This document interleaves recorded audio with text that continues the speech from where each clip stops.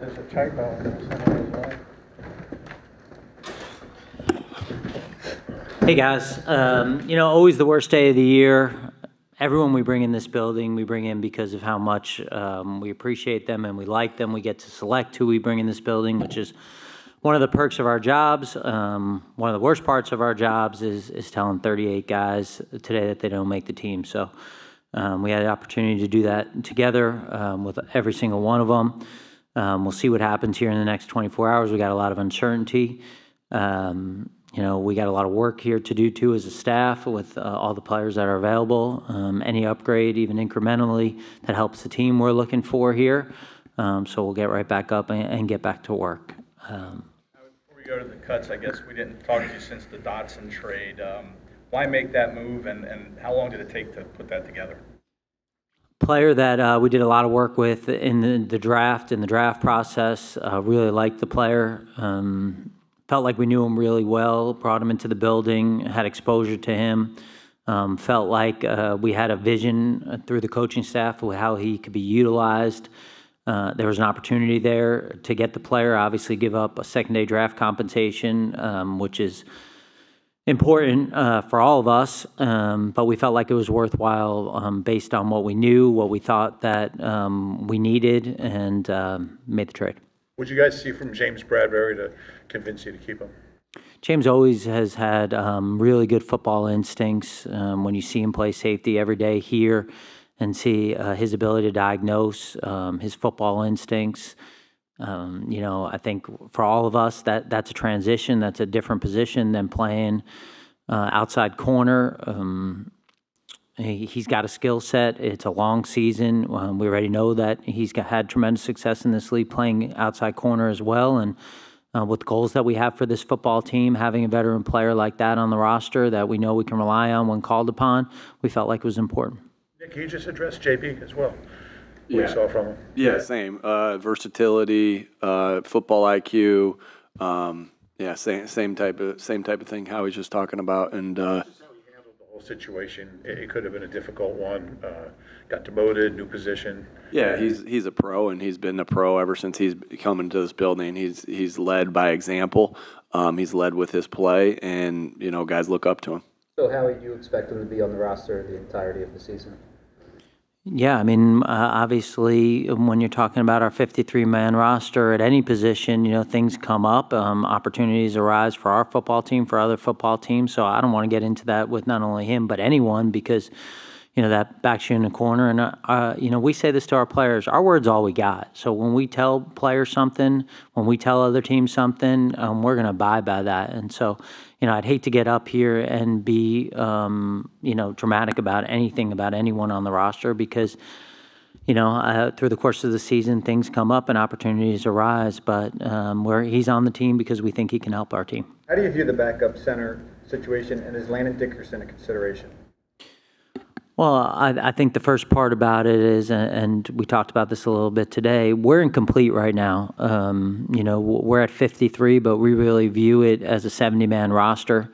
We got to go through that here in the next 24 hours to get some players back. We don't know how that's going to go. We feel like we're prepared for whatever the scenarios are on that. So as we sit here, things look probably a little bit more incomplete than they will look in the next 24 hours. We let go of some guys who've played the position. You hope to get some guys back. You also have contingency plans in case you don't. Obviously, we have other guys on the roster who've done it without getting into any specifics because it's probably part of our game planning and part of our roster management. But there are other guys on the roster who've done it and done it at a high level. In finding cuts on the board, what went into releasing Dylan McMahon?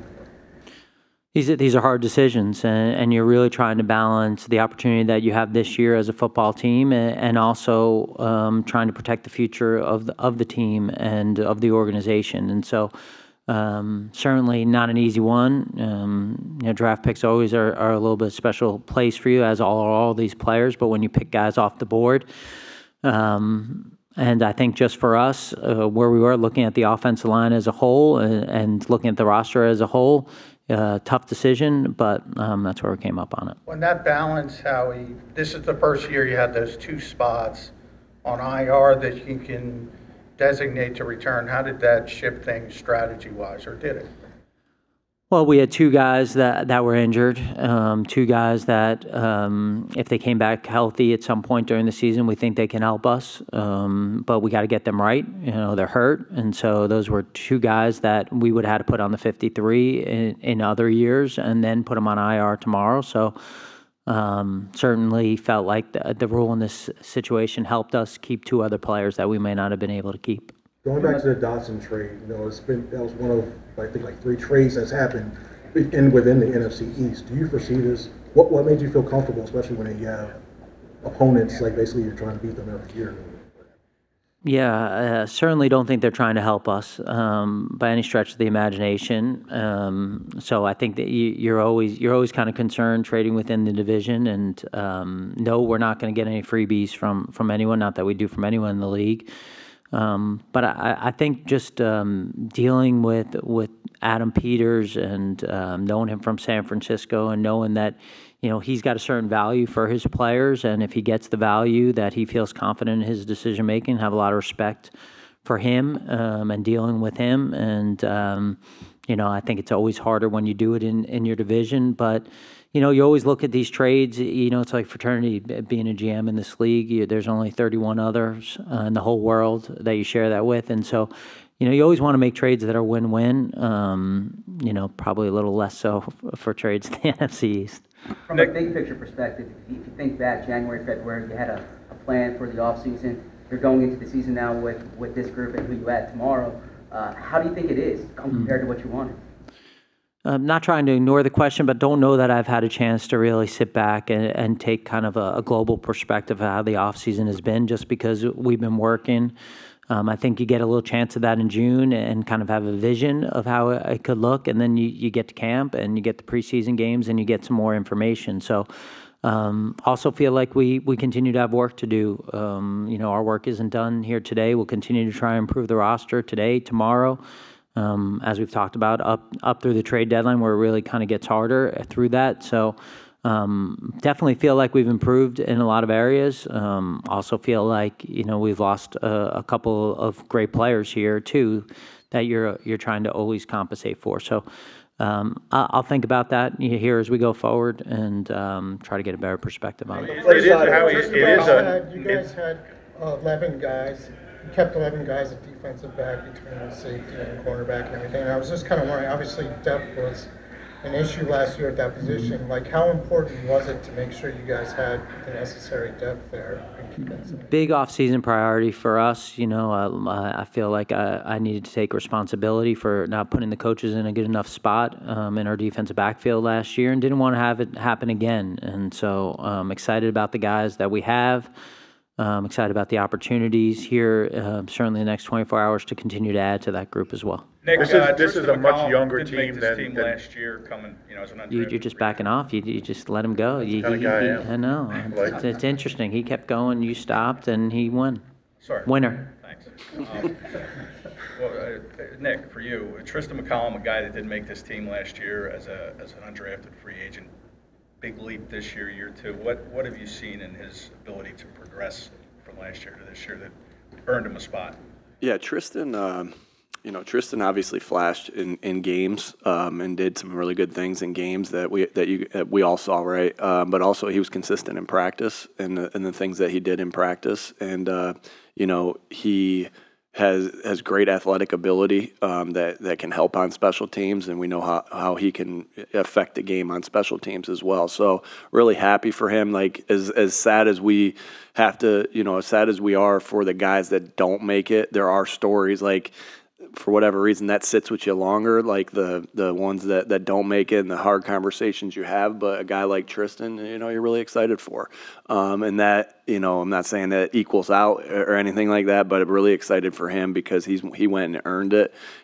He's tough, and he has the ability to make plays with his athletic ability. Along those lines, is there anyone else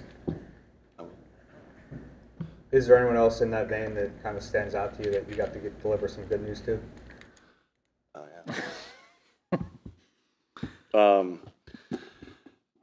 Go ahead. That question wasn't asked to me, so I mean, Yeah, like I'm yeah, Grim but Reaper today. yeah, but again, you know, it's exciting for all the guys that made the team because this you know, Howie and his staff have done an unbelievable job of putting the roster together and giving us so much good competition. You know, to make this team is really exciting, and it's been, you know, as we continue to call these guys, because, you know, obviously we went all the way to the last minute. We're still calling some of the guys that now know they made the team. But you don't get to do that with every single guy. But, yeah, we will here later this afternoon. Howie, it's a much younger team than last year. How much of a priority was getting younger, getting faster, younger guys stay healthy, all that part of the equation? Yeah, I think I probably look at it more so because of how top heavy we are from a contract perspective. We have a lot of good players making well-deserved money that we have to have the bottom of our roster as much on rookie deals as possible. And we've been fortunate that even though that we've paid these guys, that we have had some picks. And at the same time, they got to prove it. You know, nobody's on scholarship here. So it's well-deserved that those guys have had the opportunity to make this team. And I think it is important as you build your roster to compete for championships that you have a growing young core that you can build with along with the guys that you're paying. You have 28 defensive players versus 22 on offense. Is there any concern that you too lopsided? Again, I think the telling part will be once we get to 70, Jeff. You know, again, we use that 70-man roster more so when we talk about numbers than we do necessarily 53. So I think in the end, it will look very consistent with how we've looked the past couple of years. The two new coordinators, how is the process any different than years past, and how much weight does their voice carry? Well, like to think that we're listening to everyone who has an opinion, who has an educated opinion about things, that has studied things, and has some expertise in the area. You know, at the end of the day, our jobs are different. You know, I think that's one of the things that we respect about each other is that, you know, I have a different job than coach. Our scouts have a different job than the assistant coaches. And that's understandable, you know, but at the end of the day, we're all trying to win. We're trying to win as much as we possibly can this year and then go back and do it again next year and the year after that. And so, yeah, they have voices.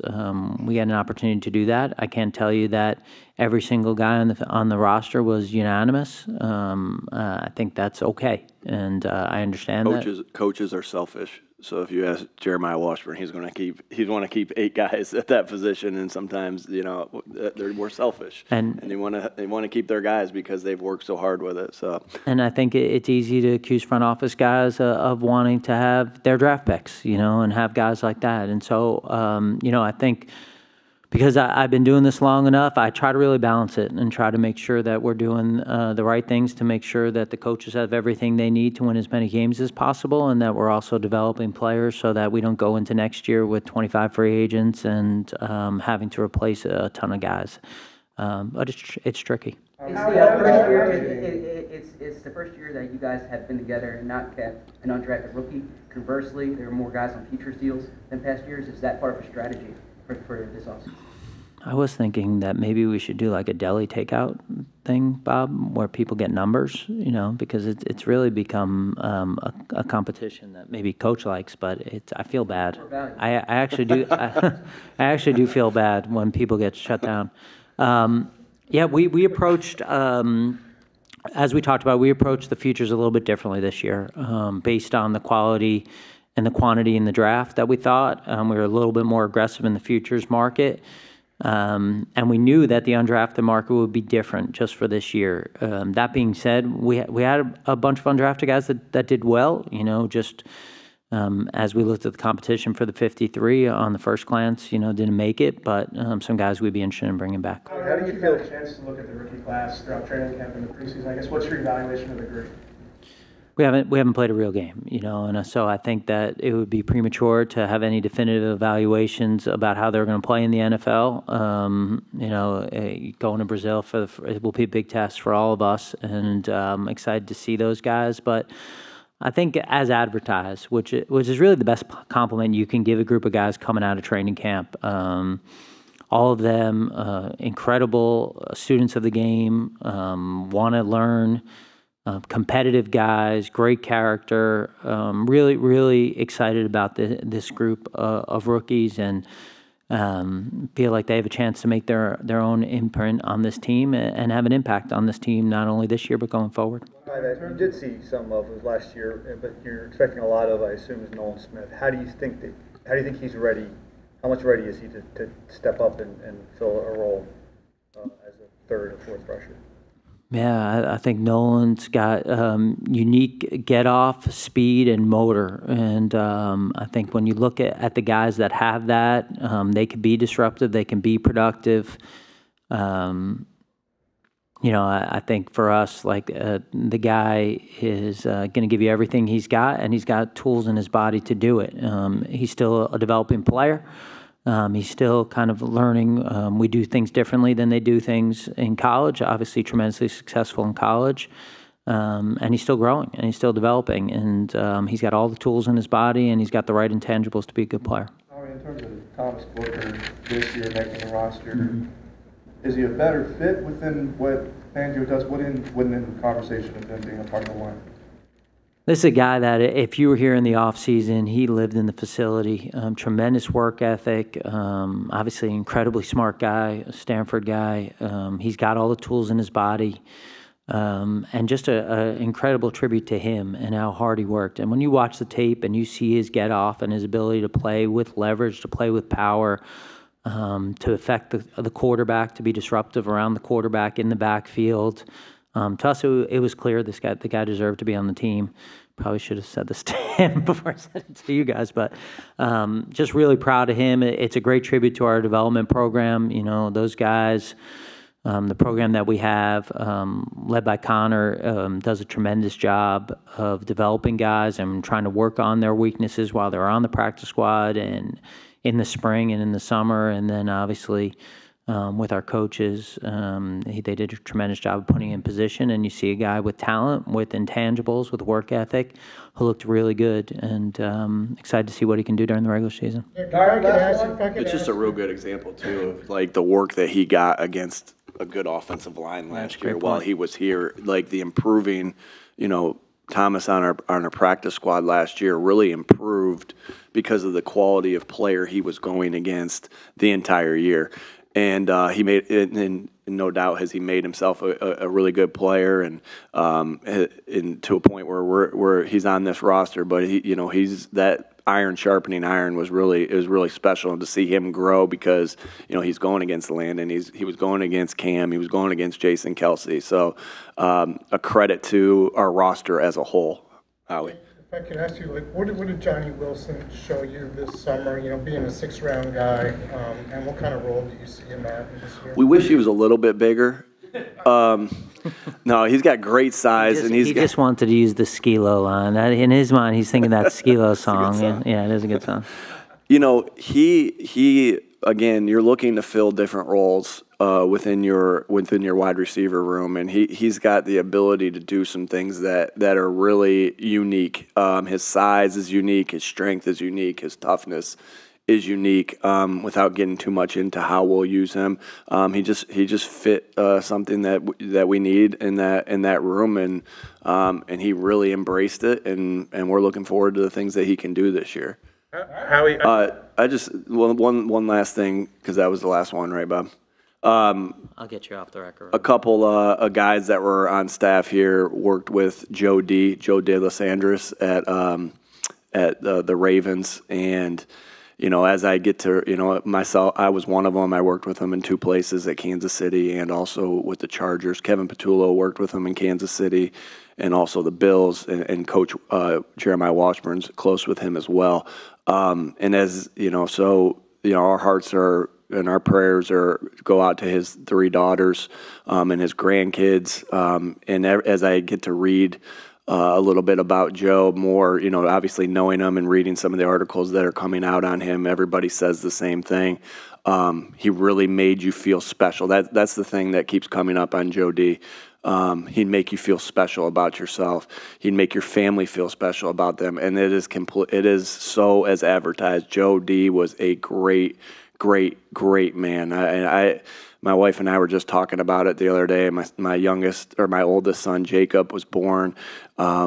And we'd come and they'd bring him, and Brett would bring him into the office, and Joe D would be on the floor crawling around with him, and Joe just making my wife feel good, making Jacob feel good at age 1, and he just had this unbelievable ability. He always said he was trying to get his grandchildren chime in right there with Jacob when he was in the office. So, man, he was a special coach. He was a special person, and our prayers here with the Eagles go out to Joe D's family and the Ravens.